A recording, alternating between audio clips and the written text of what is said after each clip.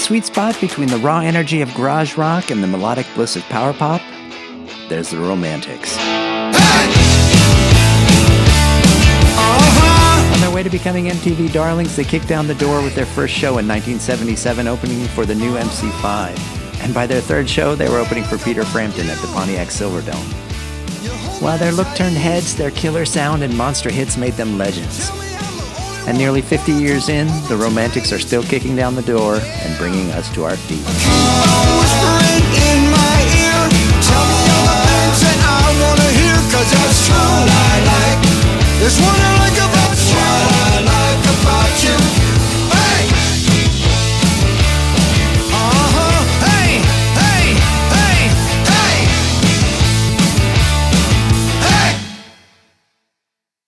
Hi, everyone, and welcome back to Pop Rocks Radio. As always, I'm your host, Bijan. We have a real treat for you. Today, our guest is best known as one of the founders and creative forces behind the Romantics, and he's written some of the most iconic songs of the last 45 years. He has a killer solo catalog, and that includes work with such greats as Brad Elvis and Wayne Kramer of the MC5, and he has graciously agreed to come talk with us today. Ladies and gentlemen, boys and girls, please welcome to the stage, Mike Skill. My pleasure. Hey, Mike. You again? You know, I have to tell you before we get started, I have always thought the Romantics had the greatest hair in rock and roll. And I'm looking at you. You still have the great do going on. You look awesome. Well, yeah, in the late 70s, before Romantics, we were doing our David Bowie cuts and all that stuff. And so we always did something with it, and then all of a sudden, it was chop it off and spike it out. It's pretty much what we did in the early days, Yeah. You have a separate hairspray budget and all that stuff. Yeah, I didn't really use that. The other guys did. I just like messed it up pretty much. It was so thick that, and the gluey stuff, I didn't care for the gooey stuff on my head. Yeah. Oh no, you still got it all too, which is, yeah. I don't have the same hair I had in 1980. So, That's all right. My dad had his hair till 84 when he passed away. It was, Is that right? Wow. Awesome. Something in the Italian Irish blood or something. I don't know. French, Irish, Italian. But yeah. Well, we have a lot to talk about today. You've had such a long and interesting career. I'm probably going to, like I mentioned before, I'll probably jump around a bit. I think, especially with your solo catalog, I think it really is connected to a lot of your earlier work with the Romantics and and your experiences as a young man and things like that. So I might kind of bounce around a little bit. For those who don't know, can you tell us a little bit about how you got started with music? You're from Detroit. Yeah, grew up in Detroit. My parents they moved from Buffalo to Florida and then Florida to Detroit. And I got to Detroit. I was born in Buffalo, but Detroit, I was like early age, 7 years old, 8 years old, going back and forth and vacationing. My mom wanted to be in warm weather. She wanted out of Buffalo, is what it was. They're 5 feet snow or whatever. Anyway, so to make a long story short, got to Detroit, and it was just around the time Motown was just kicking. I'm a young kid, and still playing ball in the streets and all that kind of stuff. And going from a little town to Detroit, the little town that we were in was a retirement town, and it was rock and roll on the radio was only like on Saturday or Sunday, or both. And then I go to Detroit, and it's like music everywhere, and people like, it was just like it was like going to New York from Detroit. It's the same kind of thing. It was just really a lot of energy, a lot of activity going on, a lot of music going on. I used to listen to my brothers. I had two teenage brothers. I was my younger brother was probably 3 or 4, and I was probably 4 or 5 or 6. We'd grab their 45s and we put them on our little Disney record player, and I'd be listening to Little Richard Rip It Up and all their doo-wop stuff, the Black Stuff, and the other guys, the Italian guys singing out of New York, Bijan and all that. But a lot of rock and roll, a lot of Little Richard, Jerry Lewis, and Everly Brothers, and that on the radio when I was really little.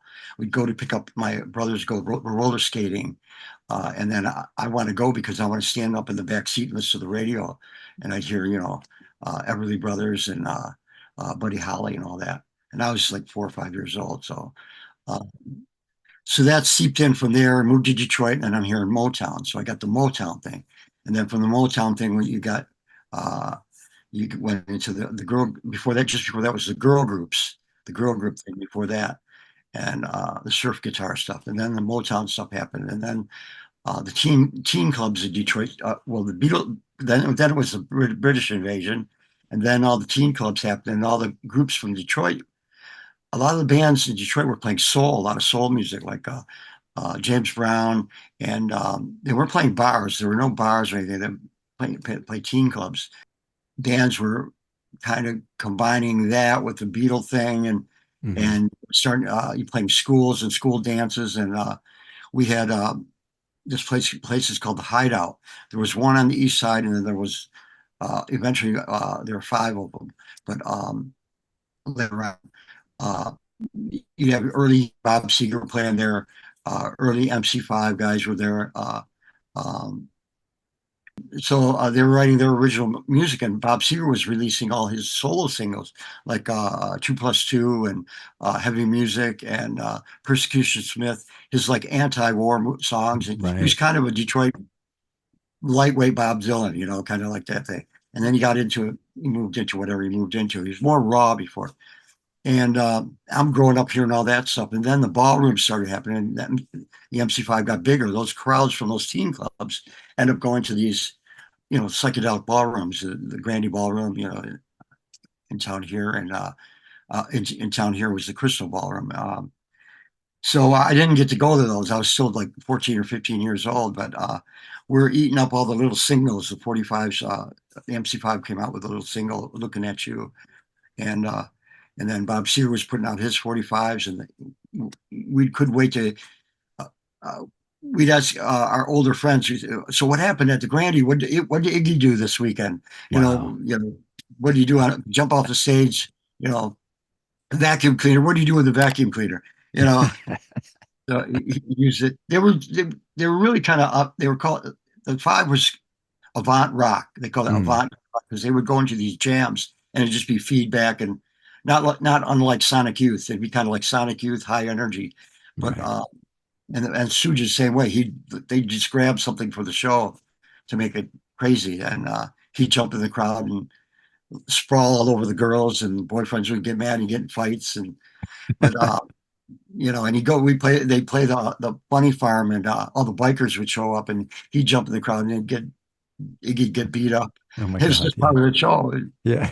Come there to throw stuff at him, but all that changed, after a while. But yeah, that's the whole environment was pretty chaotic and fiery and um, not unlike the punk scene. But it was a lot of music, just a lot of music. And then you have the blues cats in Detroit, Johnny Hooker and all the soul clubs downtown, where the rhythm and blues bands would come into town, and Gladys Knight and all that would play the little clubs, the gold, whatever it was, the gold dollar or whatever it was, and there was a couple of them, but I can't remember all the names. But so that's what I grew up with. It's all this music around me from the '50s all the way up to the you know '70s. We're going to see uh, T-Rex, Mata Hoople, Nazareth, Wow. uh, Really? Bowie, Yeah. Bowie, Mata Hoople, Mm. all that stuff. And Wow. then Jay Gallus comes around, and the city was just decimated at the time in the '70s. So the only thing downtown was going to the music theater, the Uh-huh. Sonic. So yeah, Sometimes so that's the most fertile ground for artists to yeah, really thrive, right? yeah. Yeah. Everybody from Johnny Hooker, you work in the factory and be able to pay your rent or buy a guitar, and that's what he used to work at. He worked at a Cadillac factory, and we did the same thing. One of my singers worked at the Cadillac factory. I worked at the smaller parts manufacturing plants. I didn't work for Ford. My brother worked for Ford. So everybody's in your family worked for either GM, Ford, or Chrysler. My brother worked for Chrysler. He had a 63 Sport Fury, all, hot rodded and all that on the east side. The east side was Chrysler, Chrysler and Ford. The west side was I think it was Dodge, and it's that whole kind of thing. So Nice. Well, yeah. when did you decide to pick up a guitar? What made you Well, that decide to was pick up a right guitar? after the Animals, Rolling Stones, the Kinks, and Beatles. Right, my favorite was the Kinks and Animals, Yeah. and of course the Beatles and Stones. But when the Kinks came around, it was like punk, clean cut Beatles. Then you had Kinks and Stones and Animals were the punks. Did you start playing Yeah. in bands right away, or what was your, No, yeah. my brother got a guitar. I got a guitar, and I didn't learn right away. I messed around on it, and then I moved to another about a half mile away, and there was other kids playing music, so I started a little group then. Yeah. So I had a little rock band then, doing early Rolling Stone songs and surf songs, and everyone played Batman, everyone played Green Onions, everyone played you know uh, Outer Limits, the solo instrumental song, and Louie and Gloria and Van Morrison songs and Bird songs and Dylan songs, and yeah, so that's what we were learning on. But especially Bird songs, we liked all the harmonies and just their look and everything. So then you had the 13th floor elevators came around and all that stuff. The underground psychedelic bands out of San Francisco, everywhere. They came, New York, Cleveland, Detroit, West Coast. All the young psychedelia, the Seeds, Right. pushing too hard, all that. When did you, or do you remember writing your first song? And what age were you when I you, tried. I would write a bunch of lyrics, and they weren't very good, but I didn't really know how to combine the music with I wasn't comfortable with it yet, so I was still learning a lot of songs and learning a lot of cover tunes. And it wasn't until later on I started. We um, the drummer that became drummer of the Romantics. I moved again the third time we moved. We moved to another area, and I met the drummer Jimmy, and he was in high school at the same hmm, time, just after junior high, and I would go over and play bass with them. I Instead of guitar, I'd play bass. They needed a bass player, so I kind of became a bass player from ninth grade up till graduating, whatever, basically up to late 70s. So, um, so I was kind of bass player just before Romantics, so I was still playing bass. I switched wow. to the guitar because no one wanted to play simple rock and roll. They wanted to play, there- I mean, we all jammed when I was playing bass. We're all doing Humble Pie and Mouth Hoople, David Bowie, and Led Zeppelin, or the first two Led Zeppelin records, and a lot of Humble Pie and Fleetwood Mac, early Fleetwood Mac. So it's that kind of stuff, electric British blues and stuff. The whole glitter thing happened, and Lou Reed came back around from the '60s, came back around, popular in the early '70s, and so then it was like, okay, I think I can write songs now. But we were jamming all the time. We had this from high school on, out of high school, we would rent these storefronts, and these storefronts were like in the '50s were probably hair salons, or hardware stores, or little hardware stores, or little markets, and we'd rent those and throw up all kinds of egg cartons and foam and stuff, and we'd just go there just every day, 5:30, 6 o'clock, and go till 11 o'clock and play. Learn how to write, just jamming our own music. We weren't doing other covers. We weren't going out playing the bars, and we were just learning how to write music and want to get to the stage. So Nice. it was always in our head. It was never, climb the ladder slowly through the bars and everything. Yeah. And Were most of the bar bands like just playing covers where they weren't doing yeah, they original were music? mostly doing yeah, most they would do all the hits that were on the radio. Oh, hmm. And we were ordering records we were ordering from the music store, and if they didn't have the records in the music store, in the record store, we'd order them from Europe, from England. We are getting a lot of import records, uh, especially we were up on a lot of stuff. A keyboard player I played with in the mid '60s, we're all about the producers. We were all about the Phil Spector and Jack Nietzsche, and and um, and Brian Wilson, and so we knew we were listening to records very closely. And then the headphones, it was a big thing to have headphones in the early 70s and stereos, big stereos, Right. because FM radio came around and the Mhm. quality of the music was better off of from AM record, this little transistor radio. I don't have one right here, but from that to Macintosh and Marantz, you know, Mhm. we were learning how to write and we are listening to a lot of import underground music still. We moved away from the commercial music a lot. I had read a story that you and Jimmy Marino's, you guys were fired from your band because I guess you were chasing girls too much or something like that. And then you went off and started your own thing. Well, like I said, I came into the band as a bass player. I was a bass player, but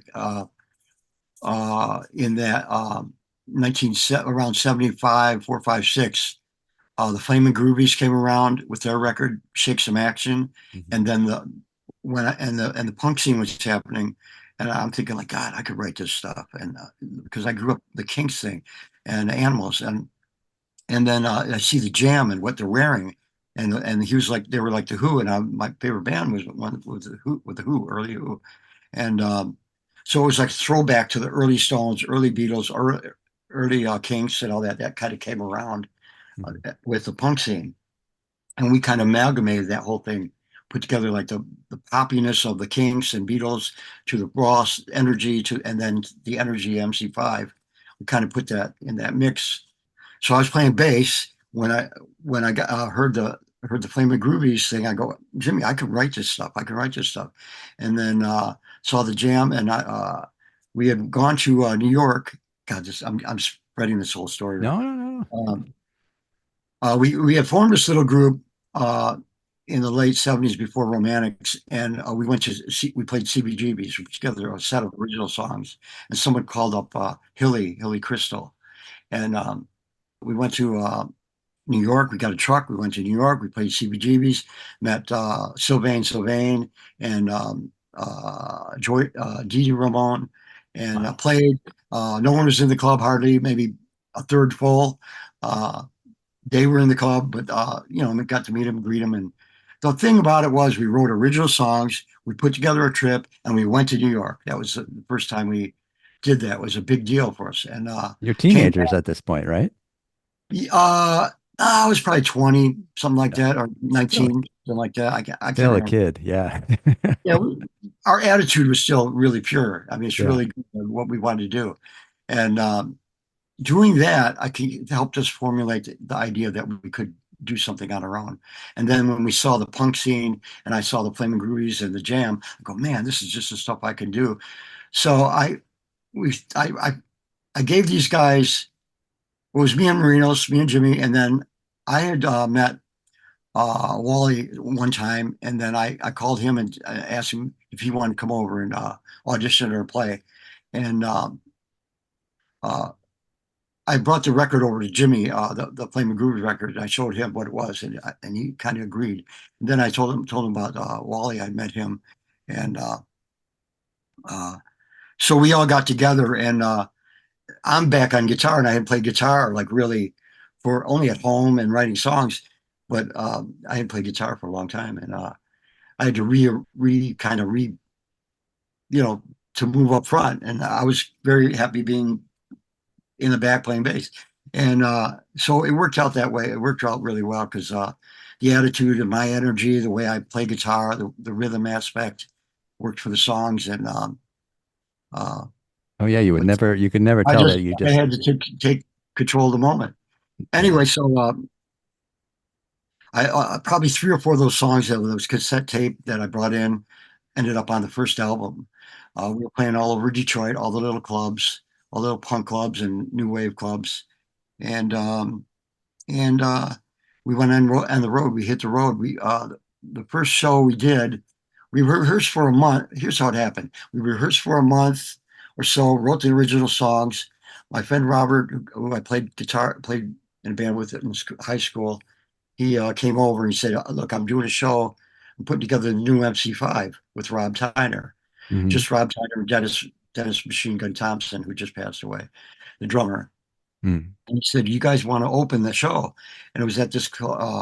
at this club on the east side, My Fair Lady. It was like a disco, and they'd had rock and roll or something. He was doing a like a show for the press, radio, and record people. And so he asked us if he wanted to do it, and he came over. He liked it, and then he said, "I'm going to get Rob, the singer from the Five. He'll come over and he'll check you guys out too."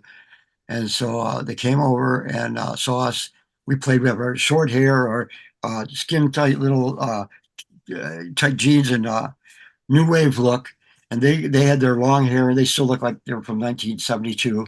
Right. And we went to Salvation Army and there were two suits in the window. They were orange. They're kind of like Temptation kind of suits. Temptations were the band, kind of Motown, like they had what do you call it? They're kind of shiny uh, polyester suits, but Right.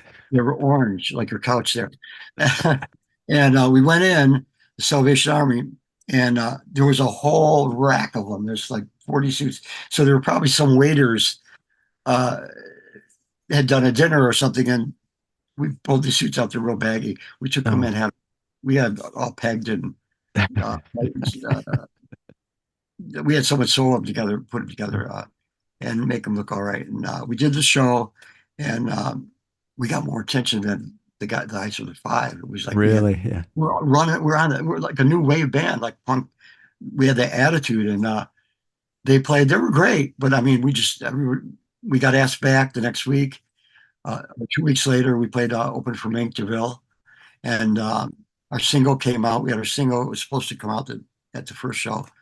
And then the third show after that, at the same club, our manager somehow got us on to play the Pontiac Silverdome. Our third show was at the Pontiac Silverdome, The open third for show? Peter Frampton, Jay Giles, and Wow. Steve Miller Mm. in a 70,000 seat arena. We're on at 6 o'clock.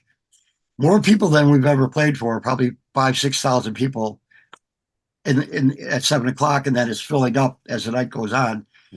But we went over, it went good. No one threw anything. It was all, no booze, nothing like that. So we had a good show though. We moved around the stage. We didn't, we talked, spoke up to the crowd, and the music kicked ass, and that was all we had to do.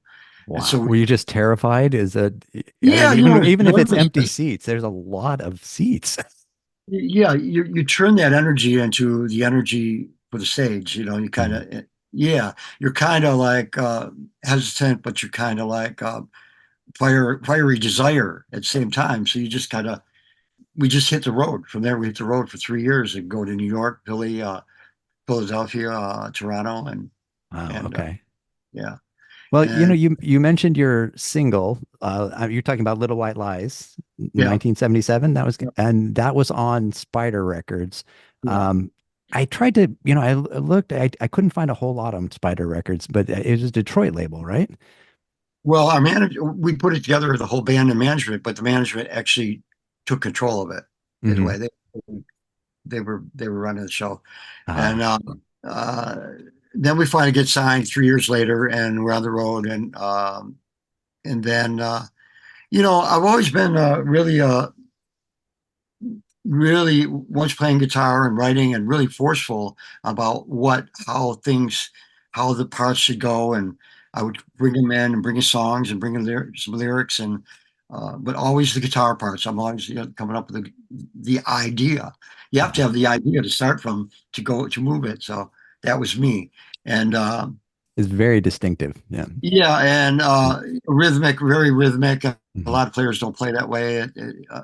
I was real persistent about the first. If you look at the first album, we have the red stuff on, and Mhm. and we have that certain kind of look. And I was really persistent. I wanted to let's kind of jog to the left, jog to the left, get a little creative on the cover and the music. I'm always pushing. It's got to be raw. It's got to have that attitude. And so the second record was live in the studio as opposed to turn the amps down to 4, cover the amps up, put them in a corner. The bass is over here, the guitar's over there, the drums over here.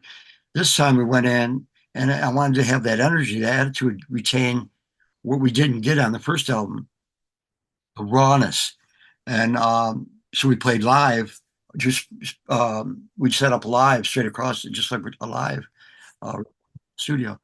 And I think I got under people's nerves because I'm always pushing, man, let's try so that you could see the difference of the cover of the first record and the second record. Uh, I wanted to have a little more like we were all burnt out and raw from working our ass off in the studio, and that's what it looked like. I mean, that's what it was. The cover was, and then and then on the road uh, and stuff got there was just became some division Oh, between. sure. Yeah. I have to say it was maybe a lot of my spark and energy and attitude didn't contribute to friendliness sometimes, because I'm going, yeah, I want this attitude for the band, not to be just like look like a sweet pop thing. And I think that got me fired, that whole thing. And I Ah, started asking questions about royalties and things, and management were getting a little, but so I was out, and I wrote on the first two albums, and they did the third album. It didn't do anything. It didn't. right. It was a different sound. It was completely. They were. I wasn't going to get that sound, that cheap trick metal-y kind of guitar sound, which is great, but I wasn't going to get that, and they went for that kind of like Right. It's, raw. I mean, it's a fine album. I mean, I mean, a different producer. You have Mike It's Stone. not. It's just But not doesn't sound like a Romantics right, album. you're rolling along with a certain sound and attitude and energy, and then Yeah. you go you go right.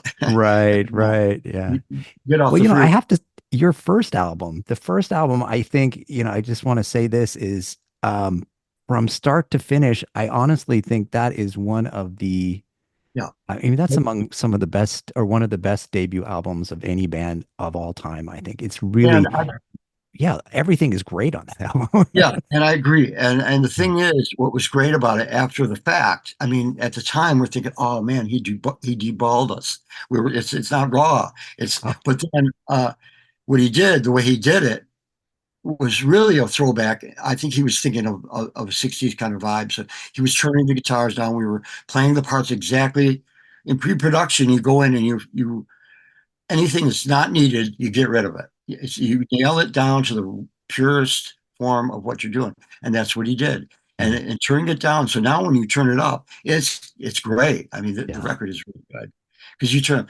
I mean, as opposed to the second one, it's just raw. It's just raw and fast. We're out with Golden Earring. We're out with the Ramones. We're out with Ramones, doing 2 months with Ramones on and off the road. And we're out with Talking Heads. We're out with uh, the Cars. We're out with Jay Giles. You're on big stages. So it's not Yeah. the club anymore. It's not the club anymore. And so everything about you is bigger. You're on a bigger stage. Your clothes get more extravagant. You're moving around the stage more. Your look, your sound, it gets more in your, not in your face. It gets more personified. You get it blows up. It's a big stage. You're in big arenas. Well, I always thought, I mean, you guys' sound, I you love both. really do have quite a range. And I always thought like those first two singles, Little White Lies and then Tell It to Carrie, which is actually one of my favorite songs. Yeah, The two, I mean, you have this really with Little White Lies, it's kind of this, energetic, garagey power pop kind of uh rocker, and then Tell It to Carrie, which is still, kind of power pop, but it's also like Mersey beat, really melodic. Um, and it captures both sides of the band, right? I mean, you have a lot of range there. yeah. Well, I would come in with the thing. I would come in with a part or a chord progression or a chorus or a bridge or a melody, and I would go, okay, for Tell's characters, it would be like, okay, this is Mersey, maybe like Hollies, maybe like a Hollies, or maybe like a um, anyway. But so that's how it was. It was like, okay, I got this idea. It's it's not going to be, you're not. It's not going to be. Um, you're not going to be taking it and doing what the animals were doing or the Kinks were doing. You're taking the vibe, the attitude. It's like the chiminess. It's like you're taking that, and you're Spontaneous is good. bringing it into your whole thing, and your spark is lighting that up.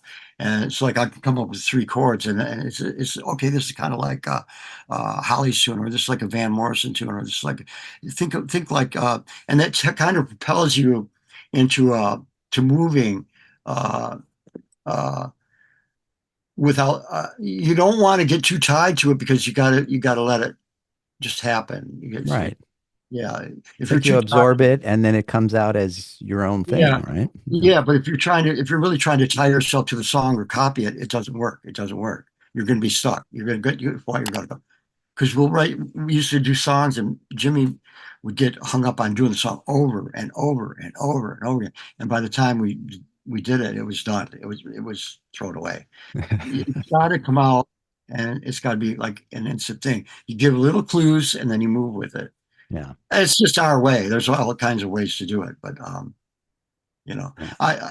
I jam with friends now here in Portland, and I tell them this stuff. I tell them this stuff.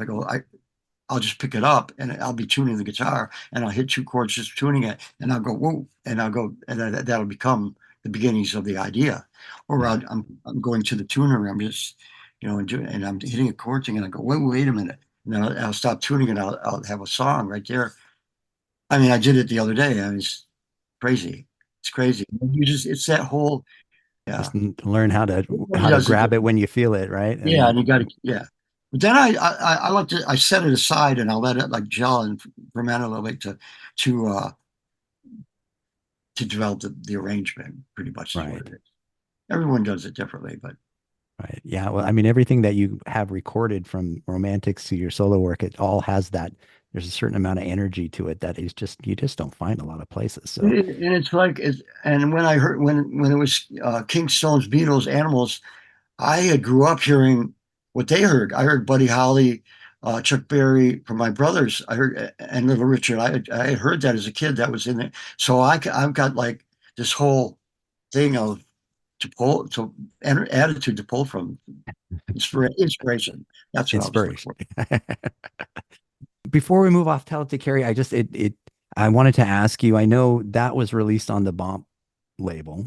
Yeah, And for fans of the channel, or anybody who likes power pop, indie, punk, new wave, Bump and Greg and Susie Shaw play like a real critical part of that history. yeah. I mean, Well, how did you before, come to hit Greg Shaw's attention, and how was it? What was your experience working with him? yeah. I used to get. I got it here somewhere. It's in one of my collection of what I got behind me. I've got the. You remember in school they had the thing that they made the mimeograph thing. Yeah, oh yeah, oh yeah. I don't I know if you remember the remember. It's a smell and then mimeograph. They now, would yeah, to print out the days. Yeah, every week or something, they'd print out this thing and they'd give it to you, and you smell the paper and you smell the ink and all that. right. It was just a thing, a machine that.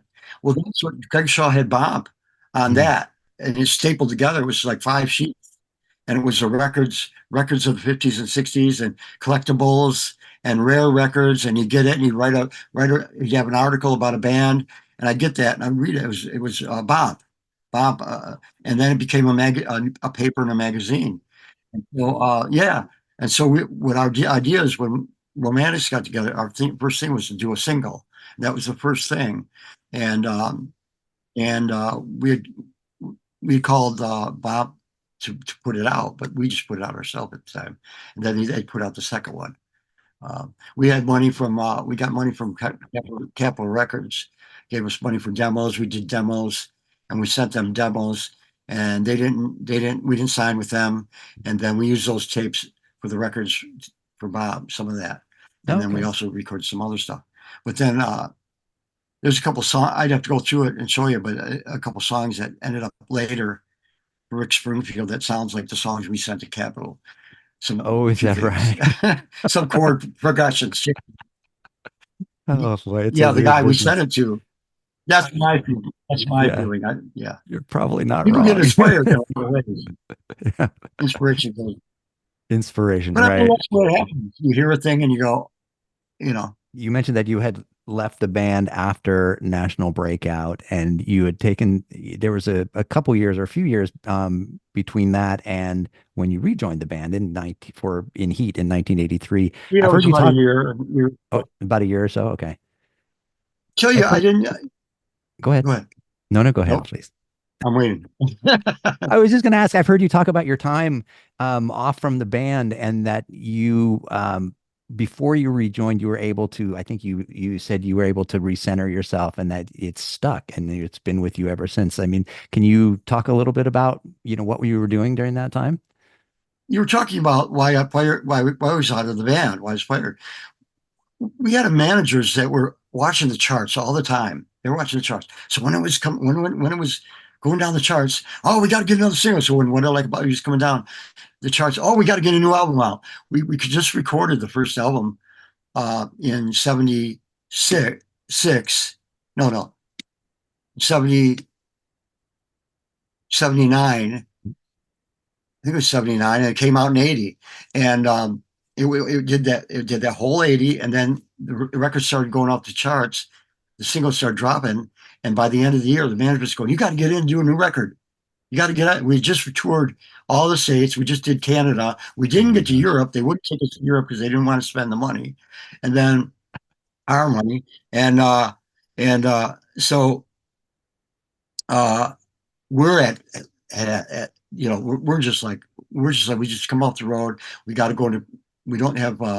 We had maybe a month off or 4 weeks or something, 3 weeks, uh, and then we go in for start writing songs. We spend a month writing some songs, and then pre-production starts. That's another 4 weeks. With the producer comes in, then you put the studio, and then you go in for the 4, 6, 8 weeks, whatever it's going to be.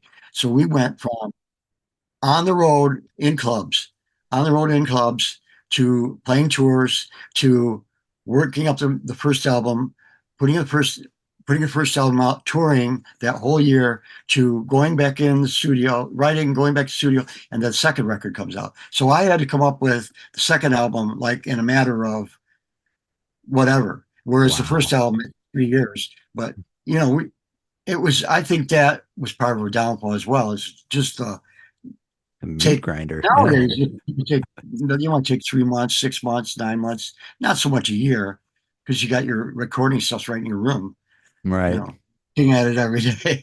But that's music. Um, anyway, so that contributed to the downfall with management, and you Yeah. know, I was hanging around Detroit. I just totally kicked back, and I started another group with a couple of guys. One guy was singer Mike Persh, who was rhythm in a band called Rhythm Corps. And later, after I was jamming with you guys, then I got a call. Romantics had put out the record. They toured the record, dropped off the charts. I don't think it made it. I don't think it made it top 100.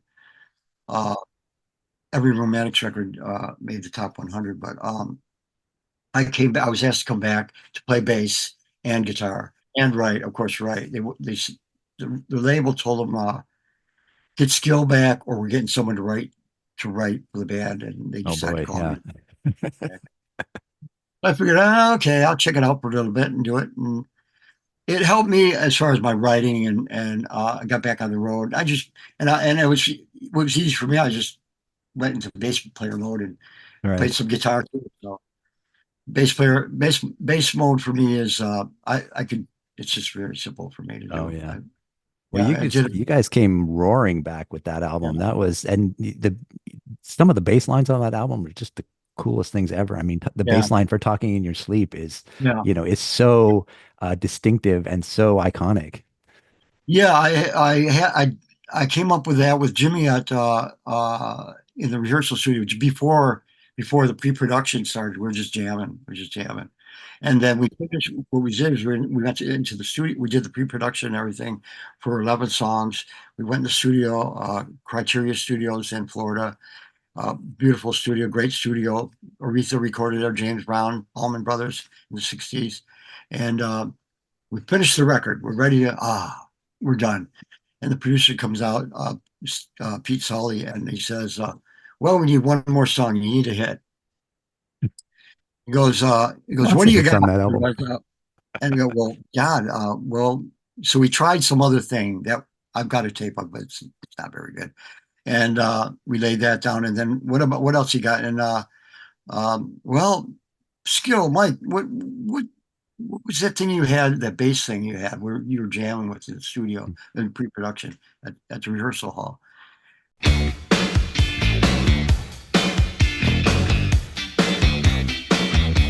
So he says, well, let's check that out. That's got a good groove. So we got a Wurlitzer piano, took it out, put it in this control room, and gathered around the piano, and uh, he starts going through. Pete starts going through the parts, and he came up with a. He took the we took the verse part, verse for the verse, and then we got a turnaround. We came up with a turnaround, which is tell me that you want me, tell me that you meet me, tell me that you love me. That's a turnaround lead into the chorus. And then someone goes, I think Jimmy did. Jimmy goes, uh, uh,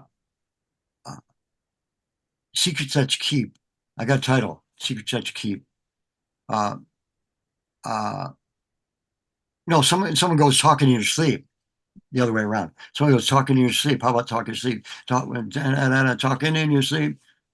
Talking in your sleep. And then someone goes, I think Jimmy goes, I hear the secret. So are we all blurted? I don't know. It's just like a group thing or something. How, someone said it and everybody goes, that's it. I hear the secrets that you keep when you're talking to your sleep. So, and then we finished it, recorded it, wrapped it up. Second day, next day later, Jimmy wanted to sing it. So there was a big fight. He was going to sing it. He sang "What I Like About You," and Wally wanted to sing it. Jimmy wanted. So they fought about it, and he sang it. Wally sang it, and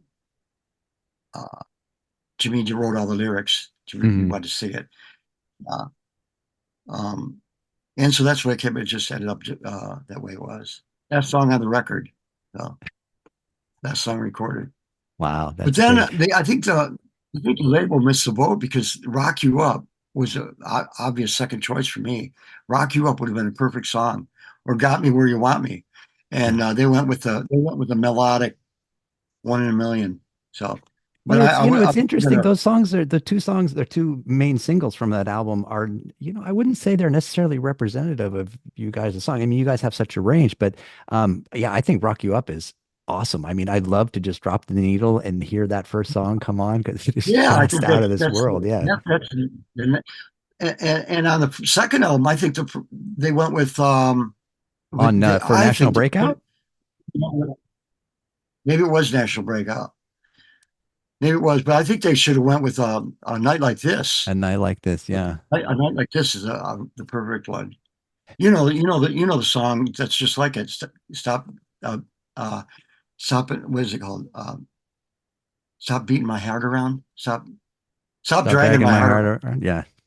Same song, same chords. But uh, anyway, I Oh, I think didn't what. know that. I'll have to listen to that. I didn't catch that. So Oh yeah, it's a year later. yeah, Stop dragging my heart around is very close. It that's doesn't. right. Yeah, Now that you say that, now. on a night like this. Yeah. Whatever, it Yeah. happens. I'm not accusing anybody or anything, but Right, right. uh, Yeah, no, I think, admiration. that whole album, I think, it was a huge hit for you guys. It came out like, that was probably the first album I'm thinking that really introduced you to the MTV generation. I know you guys did a video for What I Like About You, but um, I think Talking in Your Sleep and One in a Million were the first ones that really caught on with, Yeah. MTV. I mean, how much do you think that Well, played into your success, do you think? all this is huge. When what I like about you, all well, Tell It to Carry, When I Look in Your Eyes, and What I Like About You were the first three singles off the first album. And What I Like About You, we got a call.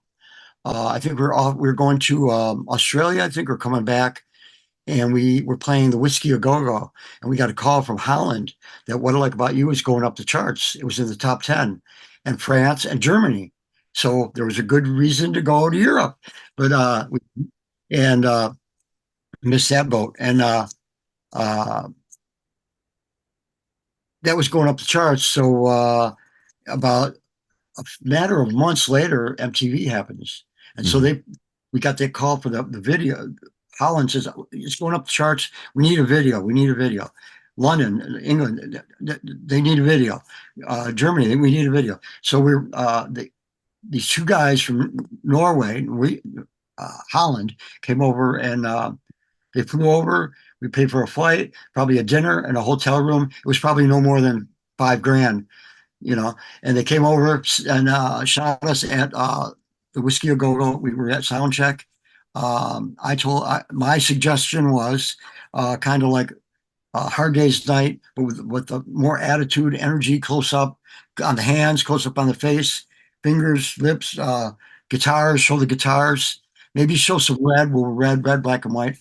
And so they did it close up, 6 feet away, 9 feet away, or 12 feet away, and then in the crowd. And that's we became the videos for What I Like and When I Look in Your Eyes. And Those it were shot just at the Whiskey, huh? it happened at the right time. MTV came around. It went up the charts, #1 in France and all over, and still didn't go to Europe. And uh, it came. MTV comes out, and it's like one of the top songs on MTV. It's Yeah. one of the, Well, it that was song is now just, I was going back and forth about whether to ask you about the song because I know everybody wants to, that's the song everybody wants to ask you about, right? Because it has become such a, um, I mean, it's just iconic. As soon as you hear those chords, everybody goes bananas, right? But I'm just curious about one thing. For such a, for you've had such a long career, you have so many great songs. Is it one of those things now where you're thinking, oh, I love that song. It paid for my house, or is it more like, if one more person asked me about what that song, I'm gonna go either. bananas. I don't think about it like that. Yeah. I don't think about, wow, that paid for this or that paid for that. I don't think Yeah. about that.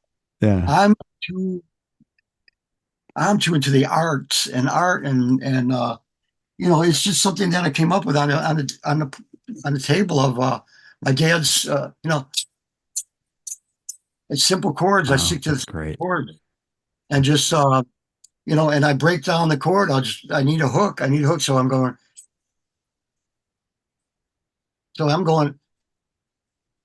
so it's just I'm picking up.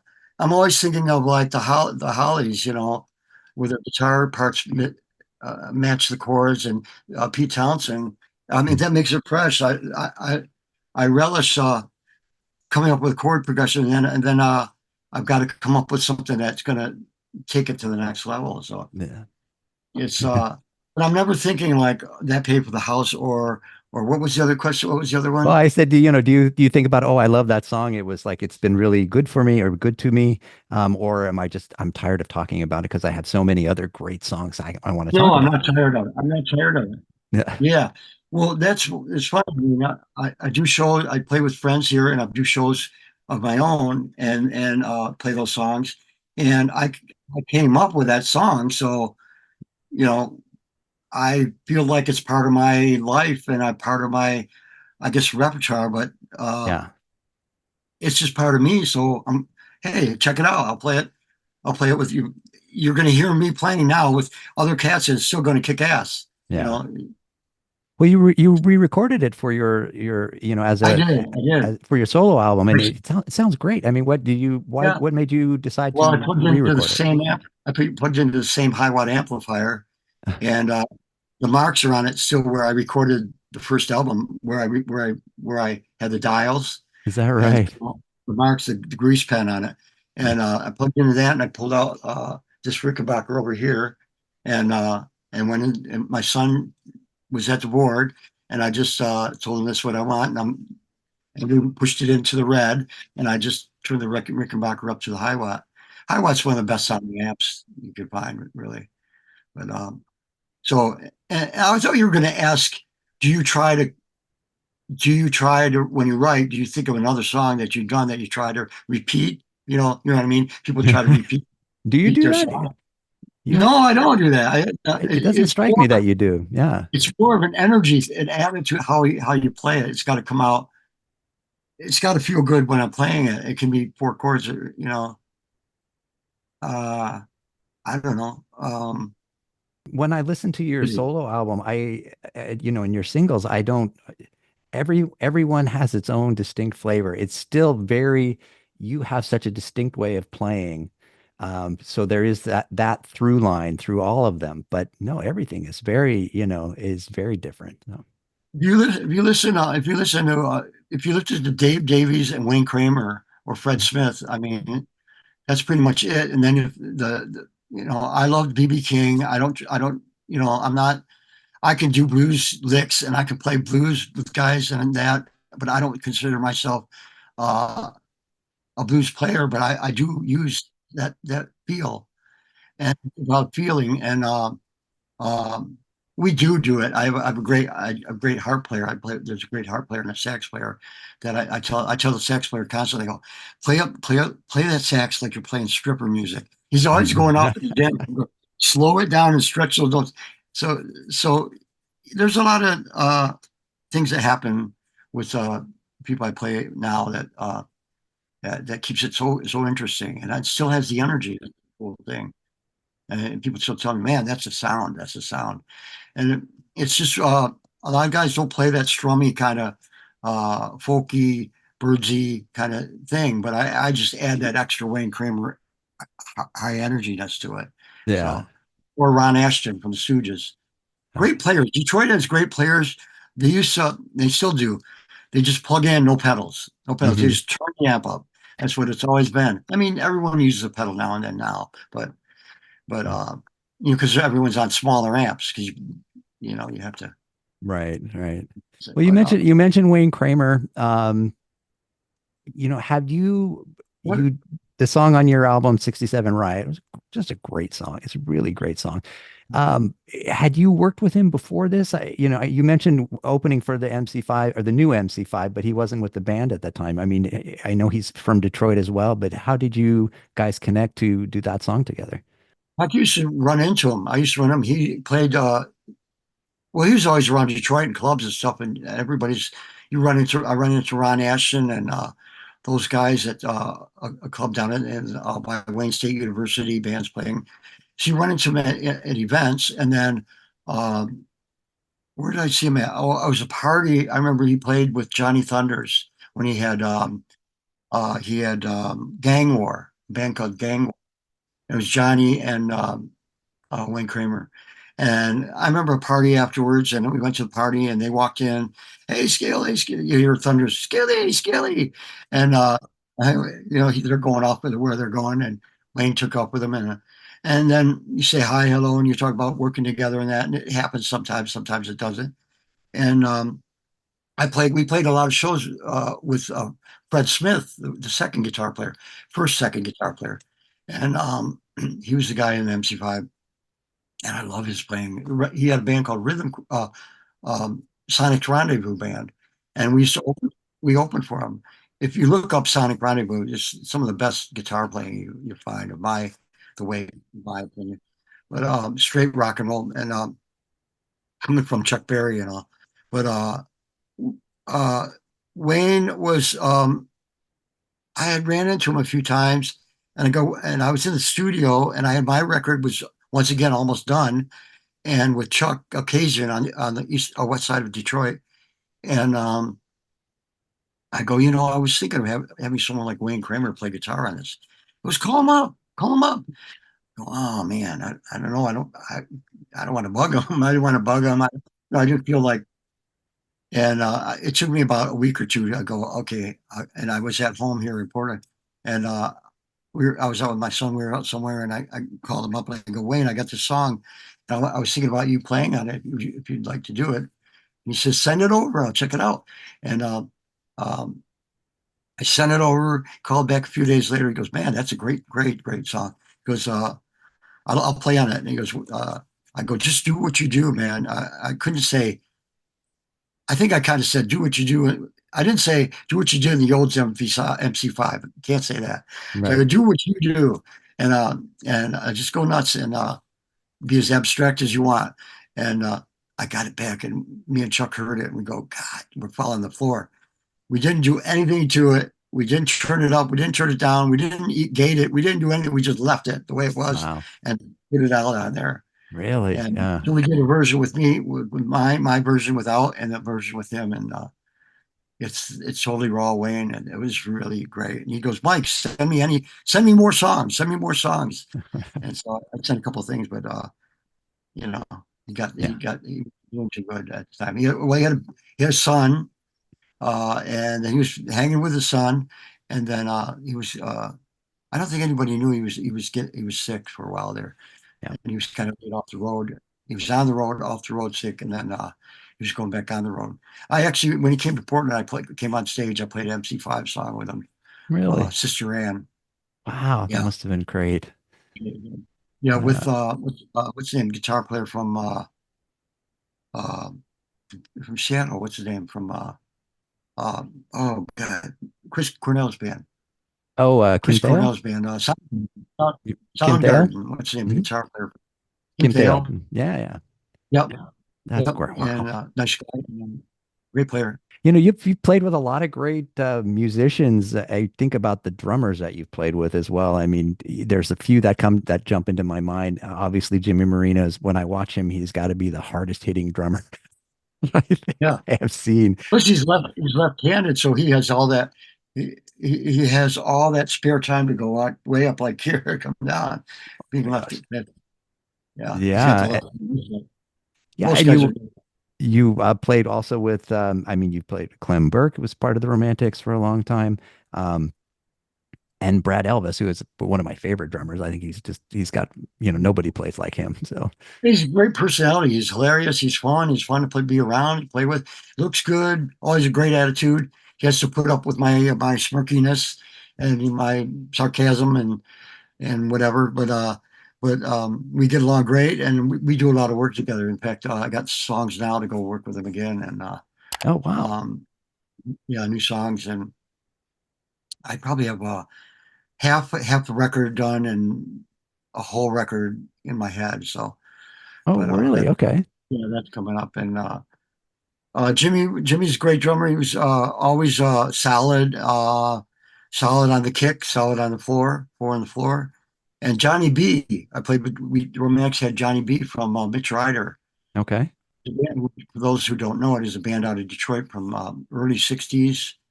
Um, Great drummer, great. He played on Alice Cooper records and on Edgar Winter Band records, and a bunch of people. And Johnny Bodanjic, great drummer out of Detroit, and a great friend.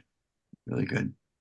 Yeah. Uh, do you have a core group that because I know you're still playing live, you play live around Yeah. Portland and you tour around still. Are those guys in your like, is Brad's not in your touring group. I've seen you Yeah, play with other Brad, drummers. and there was this, yeah, Brad's with me, and um, uh, Brad and a guy, Brian and Ricky, Brian were this band out of Detroit, not unlike the Dolls-ish kind of rockers. They're called what were they called? Trash Brats. It was in Trash Trash Brats, Brats. Okay. kind of band. But he's like a raw guitar player, Ricky, and I figured I wanted somebody that has a little more the little more of the louder Marshall kind of guitar tone, go with my guitar tone, my Vox high wide guitar tone. So he's kind of holds up that low end. He's and Ricky and This is and then Ricky Rat, right? Rat and Brian McCarty. He was the lead singer of Trash Brats. Okay. They were real like a really raw, good punk band, punkish kind of Dallasy kind of band, and he plays bass. So those guys are been with me, and then in Portland, I have friends that I play with here that we go out. I do romantic songs and my new songs. And there's a thing coming up. It's the guy that started Record Store Day. He's having in August. He's at this party, and I'm playing with these guys at the party coming up in Oh August. wow, that's great. Good thing. Uh, well, one more question about your solo record. There's one song on there that is really interesting to me. Carrie Got Married. Oh Um, yeah, I know that it was written by Chloe Orwell. right. It's got, she's on it. Brad Elvis is on it, both from the Handcuffs. Um, but I know you didn't write the lyrics, but it's a great bookend to tell it to Carrie. I mean, how did that? how did that? You could be singing about the same Well, person, right? At different points of your life. they came up with it. They were driving home from a show that we played. Brad played a show in Detroit, and Chloe and Brad were driving home, and they came up with the title and some lyrics. And then they got the music and on piano. They played it for me on piano, and then I altered it. I changed it over to guitar and Mhm. all the little hooks and everything, and wrote the hooks and all the little guitar parts, and then I sang it. Brad was going to sing it, but then I adopted it to me, and then I worked with Chuck Occasion, and came up with a few little changes here and there. But yeah, Yeah. Chloe came up with the initial song. Yeah, It's yeah, perfect. It works they with the did that on single a lot, purpose. right? Yeah, they did that on purpose, and I went in. I forget if I did some of that here at home. I know I did. Yeah, I think I did some guitars here at home, and then I did guitars uh, at Chuck's. I think I did guitars in Chicago, Portland, and Detroit. So I played bass on it. I played some bass on it, and yeah, Carrie got married. And I have another one. Another one that would probably be the third song that would go with it. But it's not called Carrie anything. It's something else. But I haven't recorded it yet. Oh, is this going to be on the forthcoming album or the one after that? I'm not sure yet. I'll see how it works out. I gotta Yeah. see how it comes out recording it wise and see if it comes out the way I like it. No. So, Well, you've been doing this now for what, 50 plus years? Are from yeah, when I watch the videos of your performances, you look like you're still having a good time. Are you having fun? Do you still enjoy performing? yeah, it's still a lot of fun. And Mm. nowadays the thing is, I'm doing more of the work. I'm doing my wife and I and family and us, Brad, and we're doing more of the work. We don't You don't have a record label these days. It's not the same. You don't have the major labels aren't signing rock and roll like I play. They're not really signing that kind of stuff. So you put together yourself. You do it on independent labels, and you do the press. You work with your press person, or I'm doing the press, the art, a lot of the art. My son and I do the art. We're sending the art. That's good though, because when you used to do it, we'd send our idea to the art department at the label and you get it back and it's completely wrong. It's completely different. So we do the artwork now and it comes out the way we want it. So that's one thing. So and then you gotta do the stuff we're doing right now and it's a lot more work. Do you like the way the music business is now? Did you prefer it when record companies were in charge of everything? No, it's not that I prefer it. I think we're still not getting paid the way we should be getting paid. I mean, we are coming up with the we're coming up with the food, the recipes. We're coming up with stuff where we're getting the tips.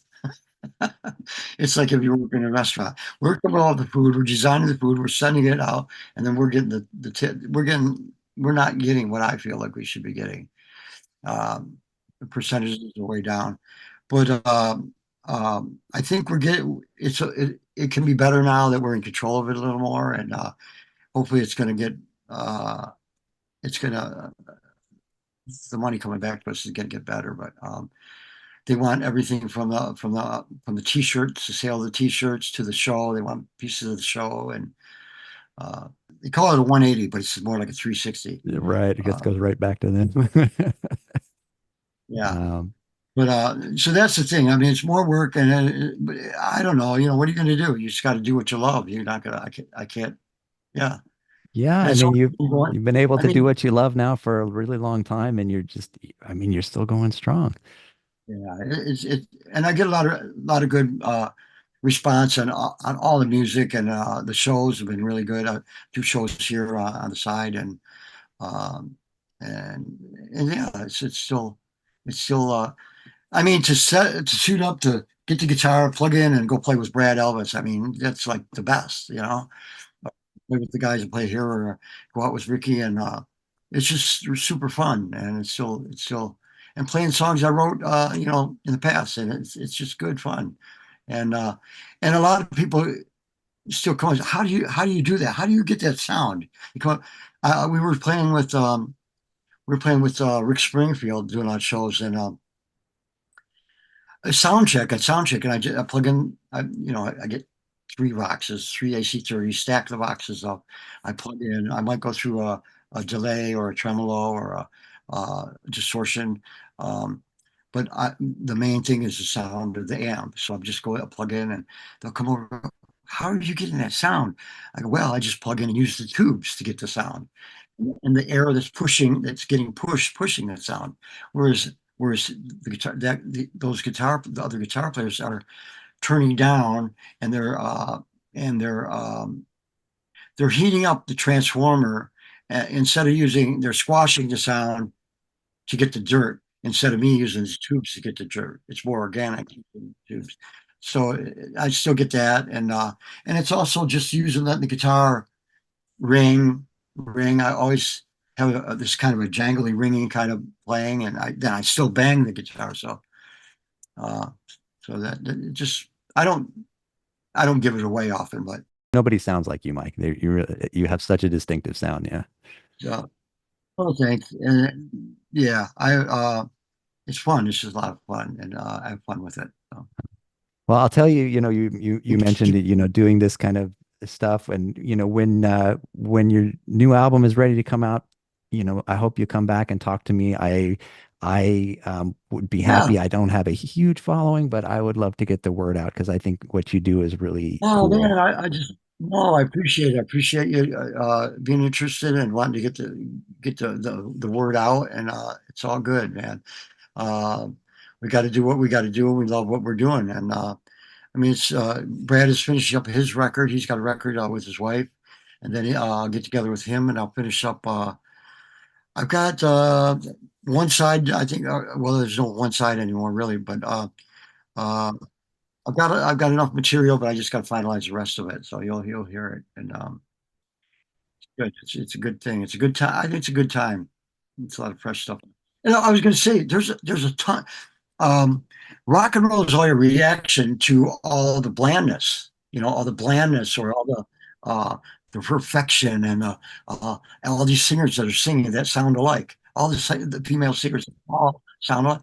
There's like 10 Adeles. There's 10 Beyoncés. They all sound the same. Hey, And everybody wants to make that kind we of all money, went to so school and we all had this music teacher since they're 5 years old, but they're not like Van Morrison, who never had a music teacher and sang when he was a kid, probably maybe in yeah. church, and Robert Plant, who sang on his own and still sings a bad note, and we all us rockers still sing the bad notes, but we sing from this passion. We sing, you know, the off notes are the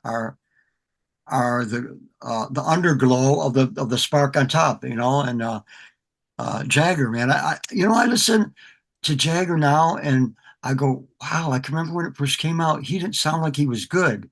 He sounded like a okay singer, but now I'm listening, I go, he was so in tune. I don't think they've tuned it, but he was so in tune in a simple way, and him listening to the black singers, but I don't know what I'm getting at here. It's just I'm getting at the blandness. There's another word for it. It's everybody sounding the same. Homogenous, all of it. And Yeah. now I'm hearing about these young bands in around Portland, and I know there's at least 100 of them that are Wow. coming up, and they're playing for free in little clubs that are as big as your dining room or as big as your living room and dining room, and not getting paid, but they're raw, real songs. And it's happening in Detroit too. Um, so it's there and it's bubbling up again, and the young kids are playing guitar. There's a lot of kids playing guitar, and so it's always rock and roll is always a reaction to a blandness or a uh, uh, uh, I don't know how to call it. What you call it? You always want to dig in the dirt, play in the mud, dig in Yeah. the dirt, and That's a good way to put it. make have a mud ball fight, or whatever we used to do, and I think there's so much. I think it's the time is ripe for it because honestly, you mentioned that there's a lot of blandness out there, and I see it too in and around Seattle. I see rock bands are getting to be more popular. I think people get hungry for that, yeah, that raw, messy kind of music that you actually can feel it, and it's not this big. I think the big productions and everything they have their place, but um, I mean, I like the rock and roll. yeah. I know, and yeah, it just goes around and around. It goes around and it makes it's better every time. So Yeah, yeah. there'll be a new wave coming up here. Awesome. So Well, and you know and I think what we did from the '70s up, the new stuff that came out, well, is helping them along too in the same way, in another way. But and then you guys had the scene. The scene coming out of Seattle was basically Nirvana was uh, it's what's the band metal, name? and it was at Yeah, this, yeah, yeah, this merging of metal and punk, and yeah, yeah. yeah. And And that was a reaction too. I mean, I think, music had gotten bland at that point, and they came in and just kicked the door down, right? well, we got a little bit of I think we got puffy. We were dressing up, and it was too many. Well, not so much us, but a lot of bands with the long hair, the glittery long hair bands with all the girls with short dresses and the poofy hair and all. It got kind of cliche for a while there, and it had to be messed up, had to be Yes. torn down. It's got to Uh, be torn down every time, you know.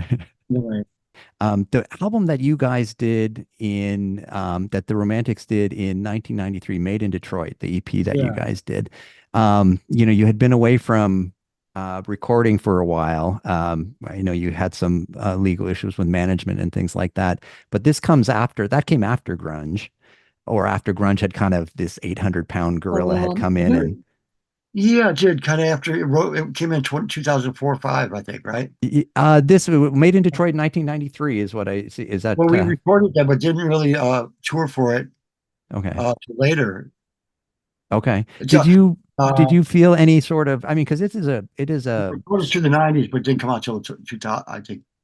oh, is that right? Okay. Okay. Yeah, I yeah. think I love that album, by the way. I think it's great. I think you got, it is a straight up, um, rocking album. And I was just always curious, as if you're recording it in the early 90s when grunge is like taking over the planet, I know there are a lot of bands that felt a lot of pressure to kind of heavy up their sound a bit. Did you guys feel any of that? Because it's a Um, great Romantics record. Yeah. for a minute, but for a minute, maybe tried a little bit louder and heavier. But we did a single. I always loved when I was in high school. I loved Funkadelic, Parliament Funkadelic. He's from Detroit, and we used to listen to him on. There was a black station. I'm going to forget the name. Uh, I forget the guy's name, the DJ.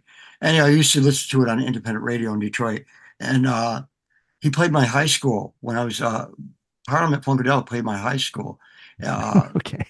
It was either a graduation thing, and they came out and they did like half a song or a song or two, and uh, someone, what's his name, Gary Scheider wore the diaper, come on stage wearing a diaper, and the police showed up and they stopped the show. They Oh stopped my the show. God. What a great But anyway, story. so yeah, yeah, there was all that going on, and we were getting back to our roots again, and it got a few bluesy things. I came up with 6149, the song. I came up with the guitar part and all that, and Mhm. some lyrics in it, and I handed it over, and we all finished it off, and then we just started to accumulate these other songs, out of my mind, into my head. Mhm. We did that, and we did a Pretty Things song. We did Midnight to um, Six Max Six. or Six Man. Yeah. Uh, Mhm. yeah, that came out, and the manager paid for it. We paid for it. We paid for it, but the manager, I think, still has the tapes from it, if I'm not mistaken. But uh, we put it out. There's been talk to re-releasing it, but only if it's re-released with my knowledge. It's Yeah. got to Yeah. be with my knowledge. Someone putting it out without my knowledge. But because anyway, it's there. It's still out there. Some people have heard it, and it was on Underground Garage. Was playing it for a bit. It was that? Yeah, that record's there, but yeah, No, that's great. there was a commotion going on there. We were going through lawsuits, and our second manager was part of it, and then he sued us, and the guitar player sued. What guitar player sued us? Sued me Oh. and Wally. I'm not Mm. going to go farther than that. I Sure. can't. Yeah. I can't talk about any of that. No, music Uh, business is a can be a messy thing, I think sometimes. So that's you what know this slowed better that than down, anybody. that whole thing. Yeah. Now that I know that you're in Portland, I'm going to be looking for you playing locally in Portland. I'm going to come down and watch you. Well, I found this club. I found this club in Seattle Mhm. before everyone knew about it. We go up and we go to the market. First thing morning, we go to the bakery at the market, and then right, and then we go to dinner somewhere. But one evening, I'm walking by. When you walk down to the market, go down the market, and you see the public market sign, the market sign, and Pike Street Market, and Pike Place Market, and then you look to the right as you're going down the cobblestones. There's a little doorway, like a hallway, and it goes into somewhere, and then another stairway goes down. And I heard some noise going on or something, and they were remodeling, I think. And it's like a little bistro. It's almost like in Casablanca, you Mhm. walk down, it's got arches and stuff. It's like you're walked into Casablanca or something. It's a little place. It's like could be a jazz club, and Yeah. it's called the Rabbit Hole. And Okay. I talked and they were working on it, and I'm going, I want to play here. I want to play here. And I met the owner, the lady, the girl, and they called me back, and I was doing some other show and I didn't get to it, so I got to call them back, and I want to play there. It's right in Pike Market, right there. It's right there. Nice. It's got a little bar. It's 6 feet long, but it's got a little area for band. Someone's played there. From I think from the guitar player from uh, um, Pearl Jam, I think played there. Okay. But Okay. it's on the down low. It's on the down low. But when I Oh, just think, I go, this is a great place. I could see people reading poetry or jazz but it's cool rock. oh wow. I haven't Yeah, been down there for a while, but that there was a restaurant there, and I can't remember the I think name, it but was a restaurant. It it was a had restaurant. bistro in the name. You mentioned bistro, and Yeah, yeah, yeah. now it's something You're different, right. right? You're So, right. and then It's a rabbit hole. down in that corridor there where all the bricks are and the gum wall and everything, there used to be a movie Yeah, theater yeah. down there. And I don't know if they're doing shows Oh, there now too. So maybe that's, it was the Market Theater, I oh, think. wait. Yeah, I walked right by that. I know Yeah, what you're okay. talking about. Yeah. They might be doing, it'd be as a great place for a show. Yeah. Yeah.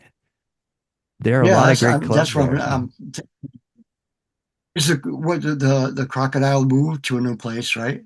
Crocodile Crocodile Movement, or alligator? What is it? it's a different vibe, but it's not it's a good place to see a show. I think I just saw Teenage Fan Club there a couple of weeks Yeah, ago, that's what I've and heard. yeah, it's a good And then it's a there's good size, right? well, I got to send some music into the radio station. What's the KPO? What's the K? What's the station over the college station? KEXP, is that what you're thinking? KHP. Yeah, that Yeah. stage there. That's another good one to play. That's Oh probably good. yeah, yeah, yeah. That's another one. That would be So get perfect for you, man.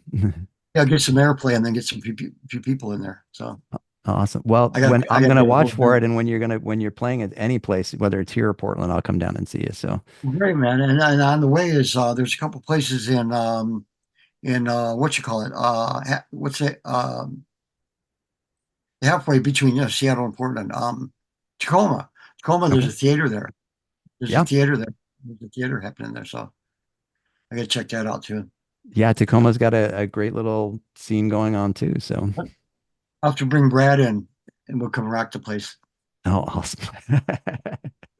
So Well, so your solo hey, album is man. available on Bandcamp and all the streamers. Yeah, Any place all else those you'd like them to pick it up?